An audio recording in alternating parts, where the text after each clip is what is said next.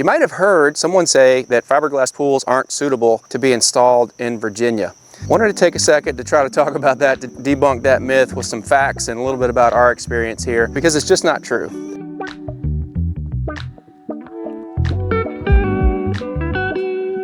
So some of the things that you might hear would be that the climate isn't suitable or the soil conditions aren't right for fiberglass pools in Virginia. And if you take a second just to kind of examine those things, you kind of realize pretty quickly that it's not true. Let's talk about climate for a second. First off, we're in Virginia. It's pretty mild climate here. We have winters, but man, I mean, you go like 100 miles south and people aren't even winterizing their pools. And the truth is that fiberglass pools are installed all over the world in very cold climates. Up north in northern part of the United States, Minnesota, in areas where it's incredibly cold, all through Canada where it's incredibly cold. The heat too is fine. I mean, they're installed in hot climates and those are great. So the climate issue is really a myth. It doesn't impact the shell at all. I mean, in fact, if you look at, I mean, we're standing right beside a shell here. Look how thick this is.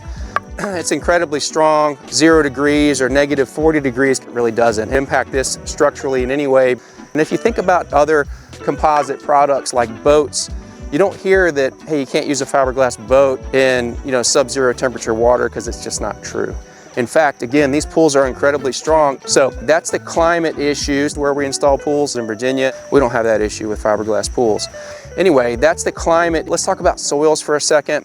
The great thing about Virginia is we have all types of soils. We have clay soils, we have sandy soils, we have water in the ground in the coastal regions, we have rock in the ground in a lot of places in the mountainous regions that we install pools. After about 25 years and 2,500 installations, we don't have issues with soil types. And what's great about fiberglass pools is they can flex.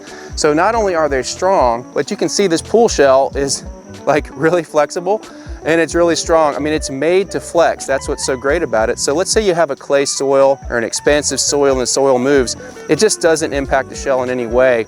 In fact, if you compare that to a concrete pool, which is not flexible, fiberglass is actually superior. So in the coastal climates where we might have high water tables, there's advantages to fiberglass as well, such as if you have water, a high water table, and there's a lot of water around the outside of the pool, so long as you keep the pool full of water, it performs perfectly fine. Compared to like a vinyl liner pool, when the water level comes up, the vinyl liner will actually bubble up and create a big balloon of water, and that water will recede, and then you have wrinkles and things like that. So that pool's vinyl liner will actually float up and down depending on how much water is around the outside of the pool.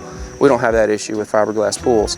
Now, I just need to say, concrete pools, vinyl liner pools, fiberglass pools, they're all great. We don't have an opinion, and we don't actually feel that one's better than the other as long as they're designed and installed right. But the truth is that fiberglass really does outperform both pool types and climates and different soil conditions, and that's been our experience over the past 25 years. So there you have it. Not really true that fiberglass pools don't perform well in Virginia. In fact, I don't know that you could have a better pool for our climate and our soil conditions. So if you have any questions about that or want to talk to us about a fiberglass pool, feel free to reach out. We'd love to have a conversation with you. Thanks.